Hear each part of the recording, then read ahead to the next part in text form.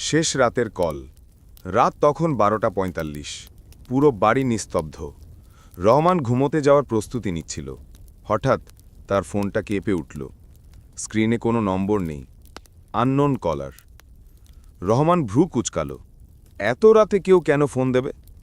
কৌতূহল আর সামান্য বিরক্তি নিয়ে সে রিসিভ করল। ফোনের ওপাশে কোনো কথা নেই, শুধু ভারী ধীর শ্বাসের শব্দ। কে? রহমান একটু কঠিন গলায় বলল। একটু নীরবতা, তারপর এক ভাঙা কর্কশ গলা। আমি তোমার বাড়ির দরজায় আছি। রহমান থমকে গেল। সাথে সাথেই মনে হলো হয়তো কেউ মজা করছে। বন্ধুরা এসব করে থাকে। সে বিরক্ত হয়ে বলে উঠল, এত রাতে সব বন্ধ করো। ফোন কেটে দিতে যাবে তখনই দরজায় ঠক ঠক আওয়াজ। রহমানের বুকের ভেতর ধাক্কা খেল। আওয়াজটা খুব ধীরে কিন্তু স্পষ্ট। মজা নাকি কেউ সত্যিই এসেছে? সে ফোনটা কানে রেখেই ধীরে ধীরে দরজার দিকে এগোতে লাগল। হঠাৎ ঘরটা আগের চেয়ে অনেক ঠান্ডা মনে হলো, যেন বাতাস জমে গেছে। অ্যাকোয়ারিয়ামের মাছগুলো অদ্ভুতভাবে এক জায়গায় স্থির। দরজার ছিদ্র দিয়ে উকি দিয়ে দেখল বারান্দা ফাঁকা, কেউ নেই। ঠিক তখনই ফোনে সেই ভয়ঙ্কর কণ্ঠস্বর, উপরে তাকাও। রহমানের হাত কাঁপতে লাগল। সে ধীরে, খুব ধীরে মাথা তুলল। দরজার ফ্রেমের ওপরে একটা ফ্যাকাশে বিকৃত মুখ ঝুলে আছে। চোখ দুটো গভীর অন্ধকারের মতো খালি, তবু যেন তীক্ষ্ণ দৃষ্টিতে তাকিয়ে আছে। মুখের কোণে রক্তের মতো শুকনো কালো দাগ। রহমান ভয়তে পিছিয়ে গেল। ফোনটা হাত থেকে পড়ে গেল মাটিতে।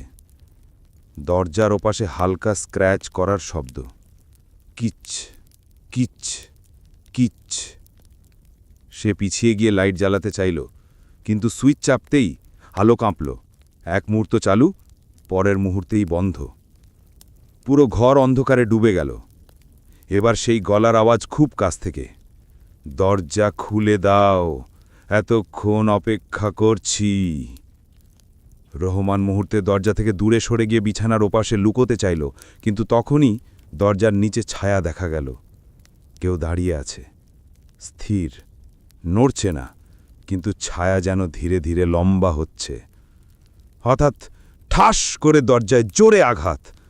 রহমান চিৎকার করে উঠল। দ্বিতীয় আঘাত, আরও জোরে। হঠাৎ ফোনটা আবার বেজে উঠল। স্ক্রিনে এবার লেখা, ওপেন মি। রহমান কাঁপা হাতে ফোন ধরল না।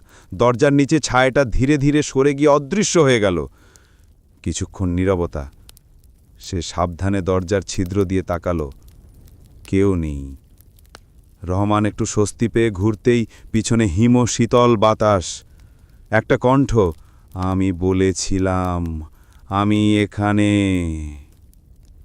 সে ঘুরে দাঁড়াতেই দেখল সেই ফ্যাকাশে মুখ এখন তার একদম পেছনে, মাত্র এক হাত দূরে।